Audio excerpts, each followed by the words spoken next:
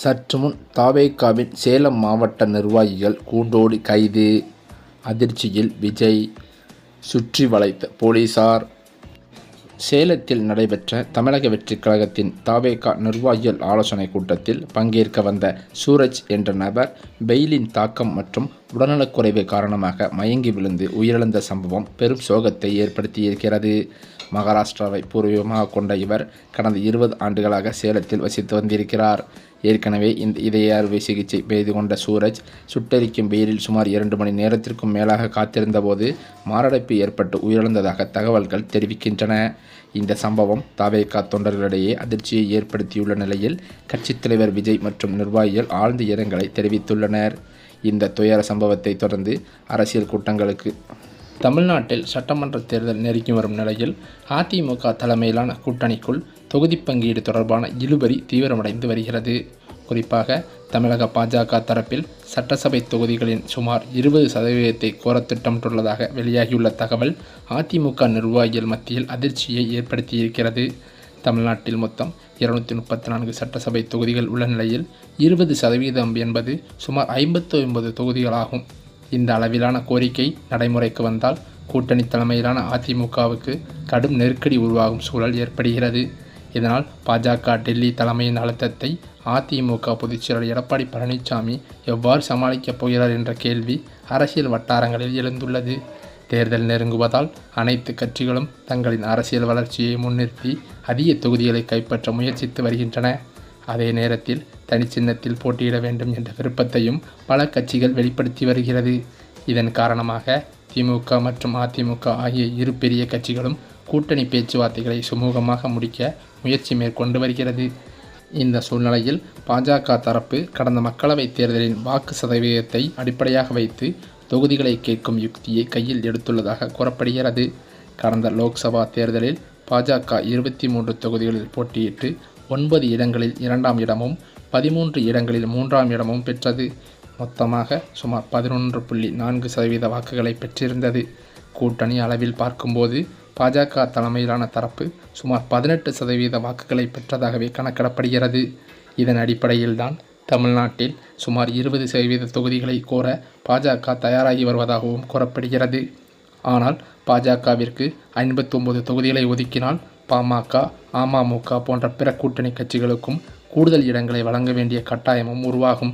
இது ஒரு காலத்தில் திமுக 123 தொகுதிகளில் மட்டுமே போட்டியிட்ட நிலையை போன்ற சூழலை அதிமுக எதிர்கொள்ள வேண்டிய நிலையை உருவாக்கும் என அதிமுக வட்டாரங்கள் கவலையில் உள்ளன. இந்நிலையிலோ பாஜகவின் ஆரம்ப கோரிக்கை 59 தொகுதிகளாக இருந்தாலும் பேச்சுவார்த்தையின் இறுதியில் 35 முதல் 45 தொகுதிகளை பெறுவதே அதன் இலக்கு என தகவல்கள் வெளியாகியிருக்கிறது. குறிப்பாக பாஜக தேர்தல் பொறுப்பாளர்கள் நியமிக்கப்பட்டுள்ள சுமார் 44 தொகுதிகளை கைப்பற்ற வேண்டும் என்பதில் அக்கட்சியானது கவனம் செலுத்தி வருவதாகவே கூறப்படுகிறது. அதே நேரத்தில் எடப்பாடி பழனிசாமி பாஜகவிற்கான தொகுதி பங்கீட்டை 25 இடங்களுக்குள் முடிக்க திட்டமிட்டு வருவதாகவும் தகவல்கள் தெரிவிக்கின்றன. ஆக மொத்தத்தில் பாஜக அதிமுக கூட்டணிக்குள் தொகுதி பங்கீடு தொடர்பான இந்த இழுபறியானது வரும் நாட்களில் மேலும் தீவிரமாகும் என்றே அரசியல் நோக்கர்களும் கருதி வருகின்றனர். பாஜகவின் கோரிக்கைகளுக்கும் அதிமுக தலைமையின் கட்டுப்பாடுகளுக்கும் இடையிலான இந்த அரசியல் கணக்கு கூட்டணியின் எதிர்கால வடிவத்தை தீர்மானிக்கும் முக்கிய காரியமாகவே பார்க்கப்படுகிறது.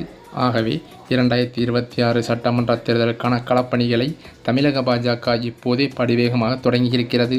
தமிழகத்தில் வலுவாக காலூன்றும் நோக்கில் பேச்சு வாய்ப்பு அதிகம் உள்ள 50க்கும் மேற்பட்ட தொகுதிகளை கண்டறிந்து அங்கு தேர்தல் பணிகளை துரிதப்படுத்துமாறு நிர்வாகிகளுக்கு கட்சி தலைமை அதிரடி உத்தரவும் பிறப்பித்திருக்கிறதாம். அதே சமயம் குறிப்பாக இந்த தொகுதிகளில் பூத் கமிட்டிகளை வலுப்படுத்துவது மற்றும் மத்திய அரசின் திட்டங்களை மக்களிடம் நேரடியாக கொண்டு செல்வது போன்ற பணிகளில் கவனம் செலுத்துமாறு அறிவுறுத்தப்பட்டுள்ளதாம். மேலும் அது மட்டுமில்லாமல் தமிழக அரசியலில் சட்டமன்ற தேர்தல் களமானது சூடுபிடிக்க தொடங்கியிருக்கும் நிலையில் தேசிய ஜனநாயக கூட்டணியில் முன்னாள் முதலமைச்சரான ஓ பன்னீர்செல்வத்தை இணைக்க பாஜக தலைமை அதிரடியான மெகா ஆஃபர்களை வழங்கியுள்ளதாக தகவல்கள் வெளியாகியுள்ளன. அதிமுகவில் எடப்பாடி பழனிசாமிக்கும் ஓபிஎஸ்க்கும் இடையிலான மோதல் நீடித்து வரும் நிலையில் ஓபிஎஸ் தரப்பை தன்வசம் ஈர்க்க பாஜக தீவிரம் காட்டி வருகிறது. இதன் ஒரு பகுதியாக ஓபிஎஸ்க்கு ஆளுநர் பதவியும் அவரது மகன் ரவீந்திரநாத்திற்கு மாநிலங்களவை உறுப்பினர் பதவியும் வழங்க டெல்லி தலைமை முன்வந்துள்ளதாக கூறப்படுகிறது. அதிமுக பொதுச் செயலாளர் எடப்பாடி பழனிசாமிக்கும் சிக்கல் ஏற்படாத வகையில் இந்த திட்டம் வகுக்கப்பட்டுள்ளதாகவும் தெரிகிறது.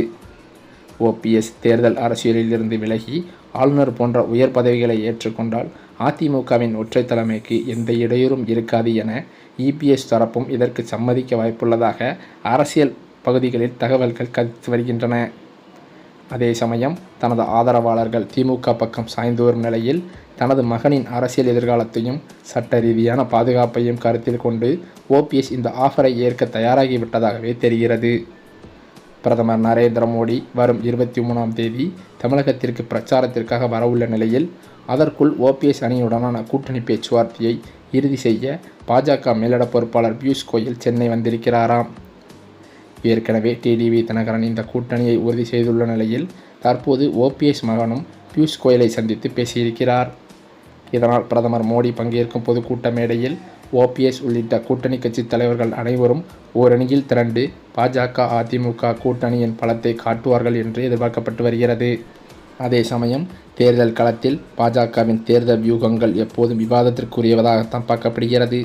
குறிப்பாக மத்திய உள்துறை அமைச்சர் அமித்ஷா தமிழ்நாட்டின் அரசியலில் நேரடியாக கவனம் செலுத்த தொடங்கியிருப்பது தற்போதைய சூழலை முற்றிலுமாக மாற்றியமைத்துள்ளது. பீகாரில் நிதிஷ்குமாரையும் மற்றும் சில கட்சிகளையும் ஒருங்கிணைத்து வெற்றி கண்ட அதே பீகார் ஃபார்முலா தற்போது தமிழகத்திலும் வெற்றிகரமாக செயல்படுத்தப்பட்டுள்ளது. பிரிந்து கிடந்த சக்திகளையும் சீரிய கட்சிகளையும் ஒரே குடையின் கீழ் கொண்டு வந்ததில் அமித்ஷாவின் பங்கு மிக முக்கியமானது என அரசியல் நோக்கர்களும் கருதி வருகின்றனர். கடந்த சில மாதங்களாக எடப்பாடி பழனிசாமி மற்றும் டிடிவி தினகரன் ஆகிய இரு துருவங்களும் ஒருபோதும் இணைய வாய்ப்பே இல்லை என்ற பிம்பம் கட்டமைக்கப்பட்டிருந்தது.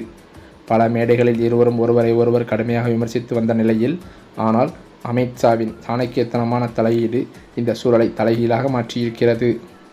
தேசிய நலன் மற்றும் திமுகவிற்கு எதிரான வாக்குகள் சிதறக்கூடாது என்ற ஒற்றை நோக்கத்திற்காக பரஸ்பர வேற்றுமைகளை மறந்து இரு தலைவர்களையும் கைகோர்க்க வைத்திருப்பது பாஜகவின் ராஜதந்திர வெற்றி என்றும் கருதப்படுகிறது.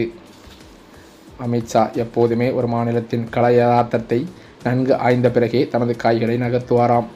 மேலும் தமிழகத்தில் திமுக என்ற மாபெரும் சக்தியை வீழ்த்த வேண்டுமானால் அதிமுகவின் வாக்கு வங்கியை ஒன்றிணைப்பது அவசியம் என்பதை உணர்ந்தே அவர் காய்களை நகர்த்தியிருக்கிறாராம்.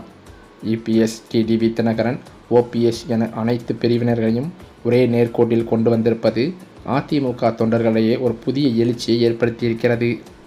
அமித்ஷா கைவத்தால் அது ராங்கா போகாது என்ற நம்பிக்கையை இந்த கூட்டணி உருவாக்கமானது மீண்டும் உறுதிப்படுத்தியிருக்கிறது என்றே சொல்லலாம். இந்த நிலையிலோ தேசிய ஜனநாயக கூட்டணி சார்பாக பாஜகவில் போட்டியிடும் அண்ணாமலை அவர்கள் மிக முக்கியமான தொகுதியில் நிற்பதாகவும் தகவல்கள் வெளியான நிலையில் அது பாஜகவின் முன்னாள் மாநில தலைவர் அண்ணாமலை அவர்கள் கோயம்புத்தூர் சிங்காநல்லூர் தொகுதியில் போட்டியிட வாய்ப்பு உள்ளதாக தகவல்கள் வெளியாகியிருக்கிறது. சிங்காநல்லூர் தொகுதியில் கட்சியை பலப்படுத்தும் பணிகளை அவர் இப்போதே தொடங்கிவிட்டதாகவும் கூறப்படுகிறது. அதே சமயம் அதே தொகுதியில் வானதி சீனிவாசன் அவர்களின் ஆதரவாளரான மற்றொரு புள்ளியை போட்டியிட வைப்பதற்கு வானதி சீனிவாசன் எண்ணிய நிலையில் தற்போது தமிழக வெற்றி கழகத்திலிருந்து விஜய் போட்டியிடுவதற்கு அதிக வாய்ப்புகள் இருப்பதாக தகவல்கள் வெளியாகியுள்ளது.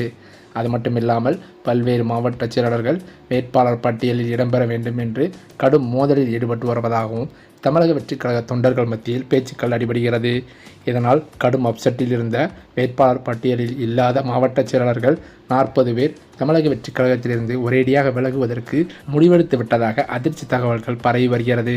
இந்த தகவலால் தற்போது தமிழக வெற்றி கழக தலைவர் மற்றும் பொதுச் செயலாளர் புஷி ஆனந்த் அவர்கள் கடும் அப்செட்டில் இருந்து வருகிறார்களாம்.